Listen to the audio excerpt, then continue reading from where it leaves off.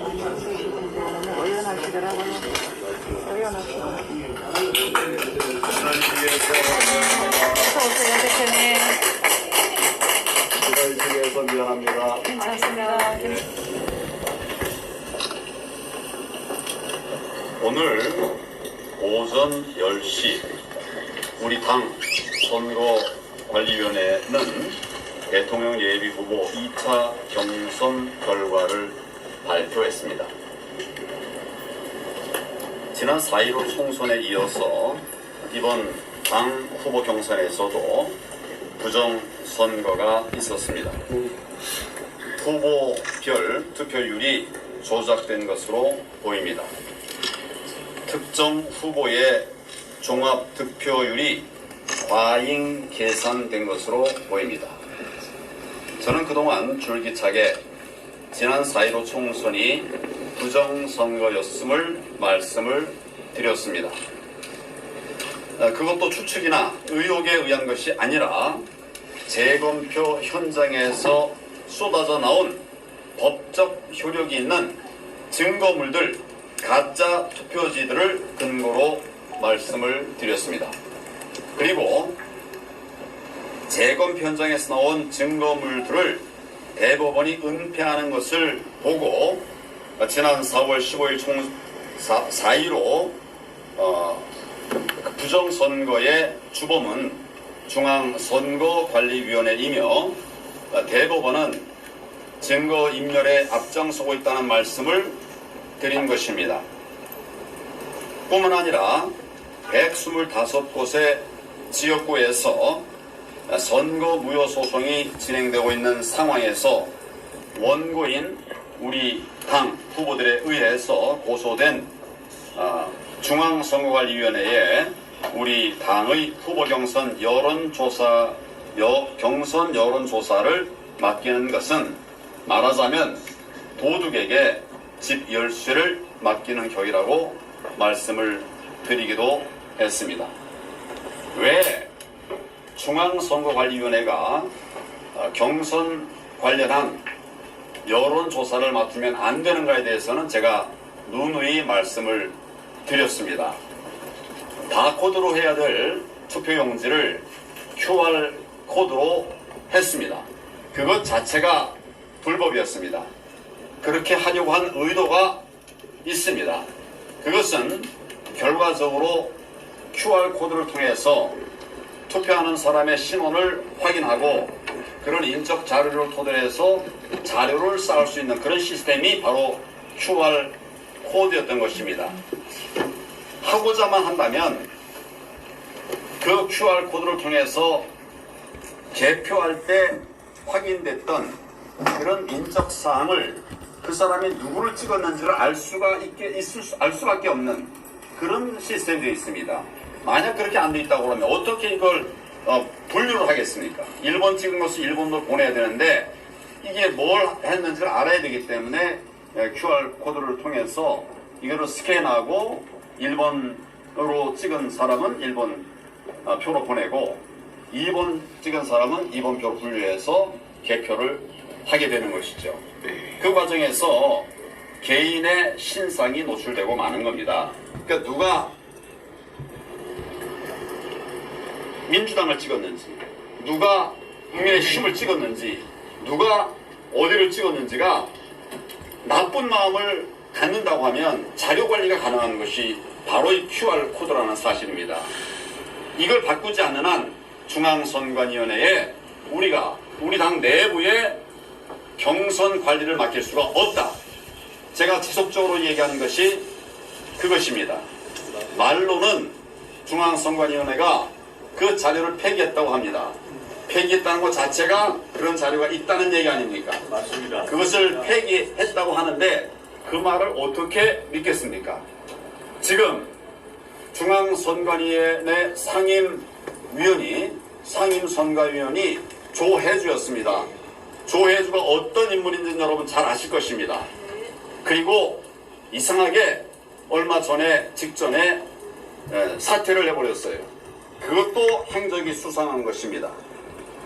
이런 의혹이 잔뜩 쌓여 있는데 그런 것들이 규명되지도 아니한 채 우리 당 대선 후보 경선 여론조사 관리를 그 중앙 선관위에다 맡긴다고 하면 얼마든지 조작할 수 있는 그런 가능성이 있고, 맞습니다. 그러니까 지난 4.15 총선에서도 여러 가지 증거들에 의해서, 정말 수많은 증거들에 의해서 4.15 총선은 부정선거였다라고 제가 선언을 했습니다. 맞습니다. 그런데 뭐 중앙선관위가 그거는 정당한 거였다라고 강하게 항변하는 것을 제가 들어보지를 못했습니다.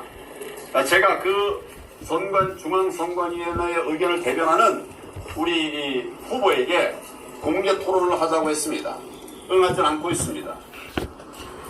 제가 잘못됐다고 하면 그러면 당당하게 저의 잘못을 지적을 해 주십시오. 아무 말도 없이 반항도 없이 그대로 제가 그렇게 잘못했다라고 얘기하는 전 당대표입니다. 전 당대표가, 그리고 우리나라 최고의 선거사범 전문가라고 말할 수 있는 제가 건의를 했습니다. 제 건의에 대한 답은 경고였어요. 제가 정말 속 터졌지만 참고 참았더니 3일 뒤에 또 경고를 내렸습니다. 그리고 결과는 이렇게 오늘처럼 된 것입니다. 당은 중앙선거관리위원회에 노예개혁과 같은 위탁 개혁을 맺었습니다. 그 과정에서 우리 후보들의 의견은 전혀 물어본 바가 없습니다. 실무자들 만나서 이번에는 이런 걸 한다. 그 자료 전달받은 게 전부예요. 그것도 TV 토론하기 한나절, 뭐 하루 정리라고 그럴까요? 그 임박해서 대부분 자료가 왔어요. 도대체 대선 후보들의 경선 룰에 대한 룰 미팅이 없었단 말이죠. 저는 제가 후보로 나왔는데도 요 다음에 뭘 갖고 토의하냐? 준비를 할 수도 없어요. 갑자기 경제 분야 한다고 그러고 갑자기 안보 분야 한다고 2번 얘기했고 나머지는 그냥 다 포괄적 다 묻는다는 거예요. 소통하지 않고 혼자서 길을 가다가 결국 오늘 10시 그런 발표를 한 것입니다. 제가 당 후보 경선 여론조사를 중앙선거관리위원회에 맡기지 말고 다른 곳도 아니고 우리 당 선거관리위원회에서 실시해야 한다고 하는 그런 건의를 한 것이 경고받을 일입니까? 당연히 그렇게 해야 되죠. 저는 도대체 이해할 수가 없어요. 제가 그래서 TV 토론회 때 홍준표 의원에게 물었습니다. 이거 나 징계하겠다고 하는 것이 온당하냐? 홍준표 후보도 그거는 아니다. 잘못됐다. 이렇게 말을 했습니다. 맞습니다. 이런 상황이기 때문에 제가 할 수 없이 우리 캠프에 경선 여론조사 과정에서 부정이 의심되는 사례를 발견하면 신고하시라고 부정선거 신고센터를 만들었습니다. 저의 캠프로 신고된 제보자들 중에 한 가지만 말씀을 드리겠습니다. 인천에 사시는 A씨, 처음에는 뭐 이렇게 인적사항 다 밝혔습니다만은 그것을 지금은 이제 좀 얘기 안 해주면 좋겠다 그래서 제가 A씨로 말씀을 드립니다. A씨가 10월 6일 모바일 투표를 했는데 투표를 끝내고 나니까 답신이 왔어요. A님 선거에 참여하셨습니다. 가 아니라 B님 선거에 참여하셨습니다. 이렇게 답이 왔답니다. A가 투표했는데 B명의로 B님 투표에 참여하셨습니다. 이렇게 답이 왔어요. 다른 사람 이름이 뜬 겁니다. 너무 이상하지 않습니까, 여러분? 이상합니다. 내가 했는데 왜 다른 사람 이름으로 답이 옵니까? 어떻게 선거에 참여한 사람 이름이 생판 모르는 다른 사람 이름으로 바뀌어버린단 말입니까? 불법입니다. 이게 바로 이번에 있었던 선거였습니다. 증거 자료는 다 캡처됐습니다. 필요하면 공개할 수 있습니다. 이것이 바로 잘못된 선거고 선거 조작의 증거다. 이런 생각이 들어갑니다. 이상해서 당에 물어보니까 답변을 제대로 못하더라고 합니다. 그래서 지금 SNS상에 오늘 오전 발표한 경선 결과 후보별 투표율이 지금 떠돌아다니고 있습니다. 그런데 숫자가 제대로 맞지 않습니다. 당원 투표 30%와 여론조사 70%를 합한 최종 합계를 보니까 윤 후보 31.7%, 홍 후보 27.5%, 유 후보 18.7%, 원 후보 4.1%로 나왔습니다. 그런데 당원 투표 수치를 30, 또 여론조사 수치를 70으로 해서 제대로 계산을 하면 윤 후보가 31.7이 아니라 36.92, 홍 후보가 27.5가 아니라 29.51, 유승민 후보가 18.7이 아니라 18.37, 원 후보가 4.1이 아니라 2.93이 나옵니다. 계산해보면 그렇습니다. 이런 기초적인 수치조차 엉터리란 말입니다. 결국 윤 후보 마이너스 5.52, 홍 후보 마이너스 2.01, 유승민 후보 플러스 0.33, 원희룡 후보 플러스 1.15% 차이가 납니다. 이거 어떻게 우리가 이해를 해야 하겠습니까? 이와 같이 잘못된 것으로 보이는 투표율이 지금 SNS상에서 돌고 있습니다. 아마 그것이 잘못된 것이라고 하면 선관위나 당 선관위원회에서 이야기를 할 것입니다. 한번 제가 그걸 살펴보겠습니다.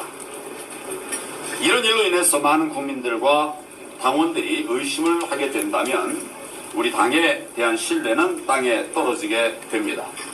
당 선거관리위원회는 이번 경선 결과에 대한 모든 자료를 모든 후보에게 투명하게 공개해 주시기 바랍니다. 공개하라.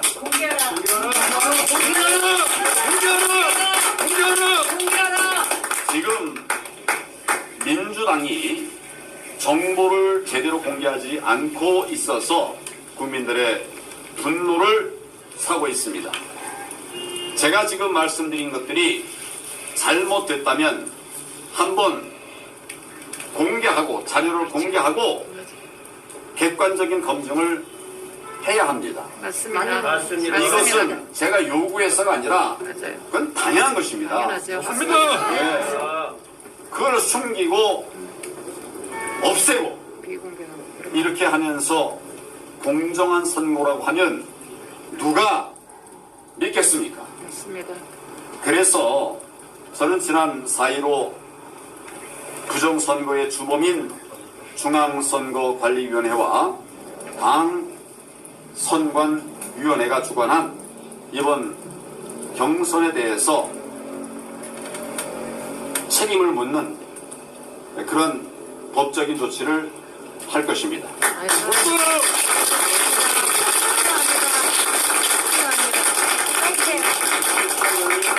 청문이 준비가 됐나요? 하나 무슨 제가 설명한 것이 그냥 자정규시 우선 이제 그렇게 썼습니다만은 저런 상황입니다. 이런 문제에 대해서 제가 그동안 말로 했더니 되지를 않습니다. 고쳐지질 않습니다. 제가 명백한 자료를 보여주고 사진을 가지고 보여주면서 왜 불법 선거인가에 대해서 그 정도가 쉽죠. 예. 얘기를 해도 딴소리 합니다. 오히려 팩트를 토대로 진실을 얘기하는 저에 대해서 가짜 뉴스를 퍼뜨린다, 이렇게 말하는 분도 있습니다. 그래서 이번에는 그대로 넘어가지 않겠다라고 하는 예고까지 하기도 했습니다. 이번에는 그대로 넘어가지 않겠다라고 하는 예고를 하는 것을 여러분도 들으셨을 것으로 생각을 합니다.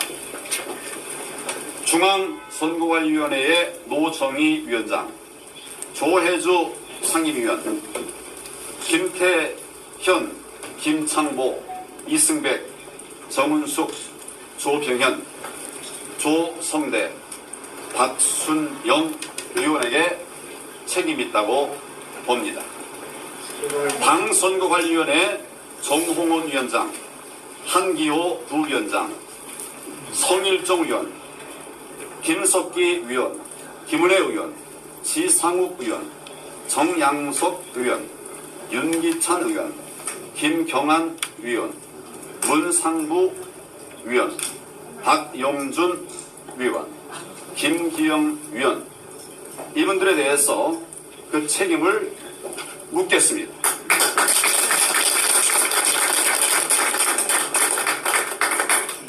국민 여러분, 이것은 저 혼자만을 위한 것이 결코 아닙니다. 맞습니다. 이번 부정선거, 선거 조작을 바로잡지 않고 그대로 선거가 진행된다면 내년 대선은 해보나 만합니다. 맞습니다. 정권 교체는 불가능합니다. 맞습니다. 그래서 저는 싸우려고 합니다. 네.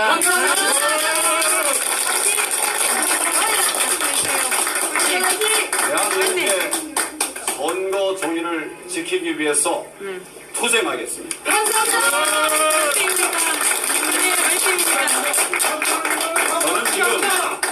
저는 지금 대한민국의 거대한 악과 싸우고 있습니다. 저 혼자 감당하기 어렵습니다. 지금까지 4.15 부정선거를 밝히기 위해서 애써오신 국민 여러분과 끝까지 함께 하겠습니다. 국민 여러분이 힘을 합해 주시면 우리는 이길 수 있습니다.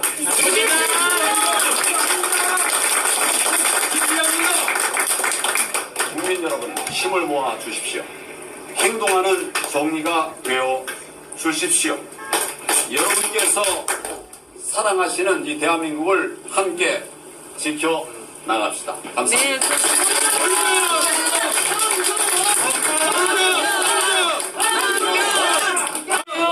감사합니다. 대표님 힘내세요. 끝까지 함께 갑시다. 예, 아니 제가 뭐 발표를 좀 하겠습니다. 예. 힘내십시오. 예, 안녕하십니까. 저는 두 분의 민경욱입니다. 오늘 그 황교안 후보에 대한 그 4강 탈락은 우리가 볼 때 여러 면에서 이해할 수 없는 점이 많습니다. 그와 관련해 저희 국토본이 오늘 성명을 발표했습니다. 성명을 이 자리에서 좀 발표하고 싶습니다. 국토본 성명, 부정선거 문제 제기, 황교안 경선 탈락, 범죄 집단 중앙선관위를 규탄한다. 부정선거 범죄 집단 중앙선거관리위원회의 당내 경선 부정 진행을 엄중 규탄한다. 4.15 부정선거 문제 제기 원천 차단 중앙선거관리위원장 노정희는 사퇴하라!